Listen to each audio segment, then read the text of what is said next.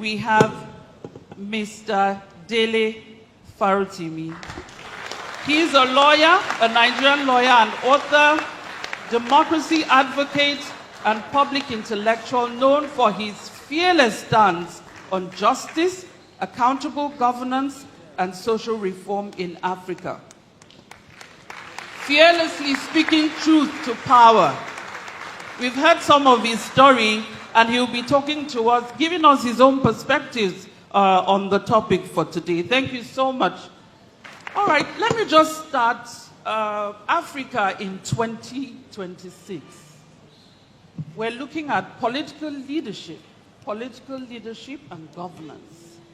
What is the end product? The Africa you see today, let's take from where we're coming from. 25 years back, we have longer history than that, but just look at 25 years back. The Africa, are we happy? Are we proud of what we've done?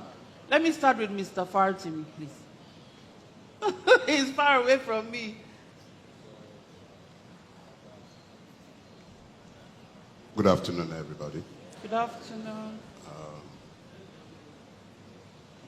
The answer to that is very simple and straightforward. We failed, woefully.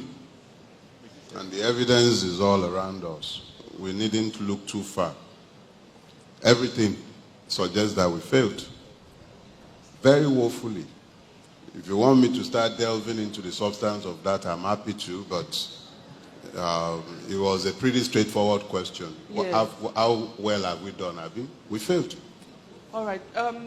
I'm sure there will be some good bits here and there, some good things that we will have.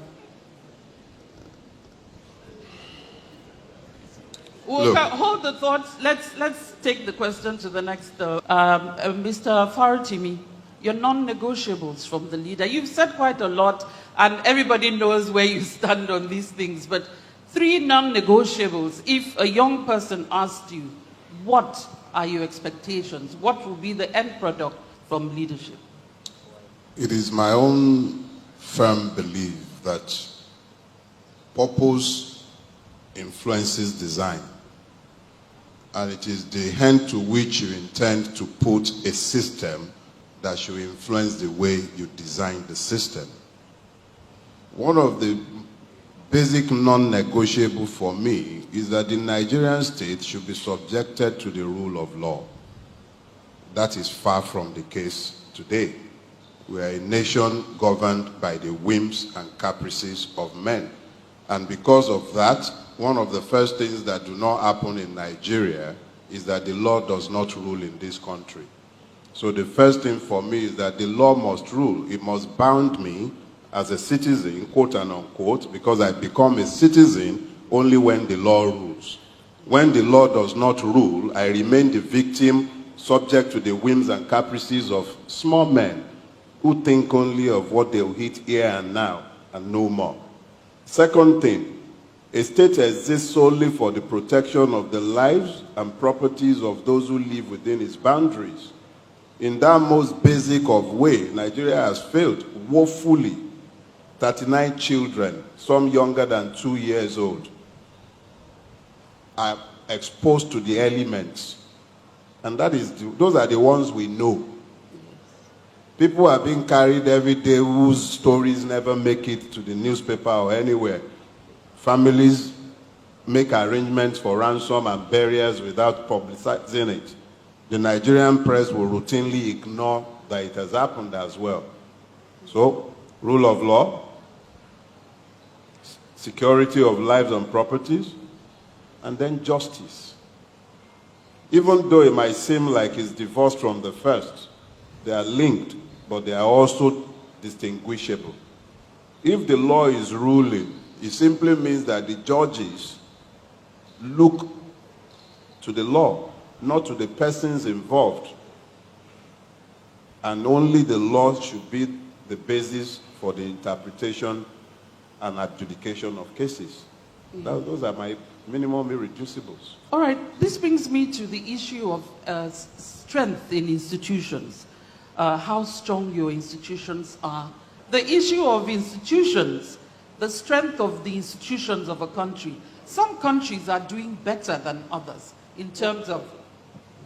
You know, because it's a follow-up to the question I addressed, I would love to just respond to that quickly. All right.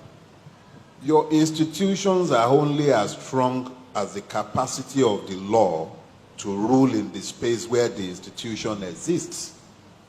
Where the institutions are not subjected to the rule of law, but they are subject to the whims and desires of men, you can never build an institution that lasts in that fashion, which is why the EFCC today is more feared by Yahoo boys and the poor young man who is just carrying his dread up and down the place than by the politicians who brazenly steal our commonwealth.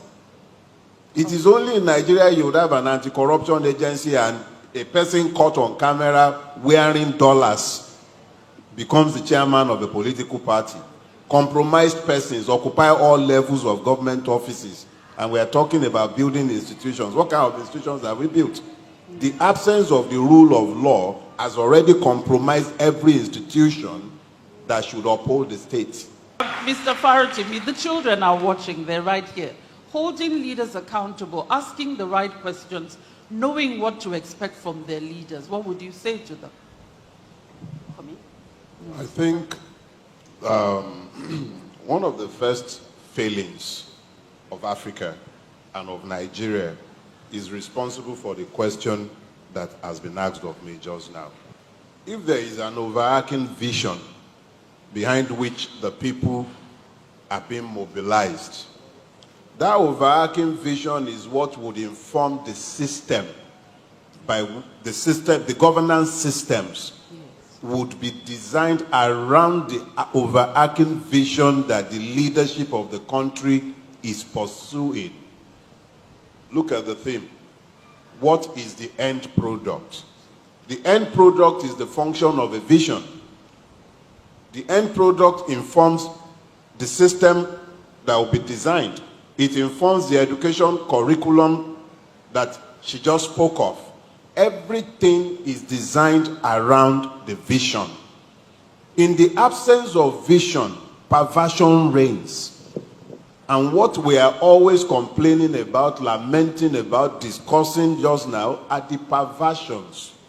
So if the children, we always lie to you, we say you are the greater tomorrow, but your greatness tomorrow is dependent on your capacity to unpack the lies that we tell.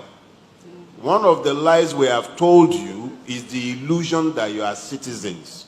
Understand that for you to be citizens, you need to live in a society that is governed by law.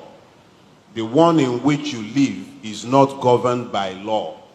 And that is what is responsible for all of the abnormalities you see around. So, the only thing I'm going to say to you is insist, as you're growing up, insist on fidelity to the truth. And part of the fidelity to that truth is the lie they tell you that you are citizens. So if once they tell you you are a citizen, insist that the law must apply to you and it must rule in your relationship with the state and amongst yourselves. Thank you. Thank you so much. All right, let's just take it down. You know,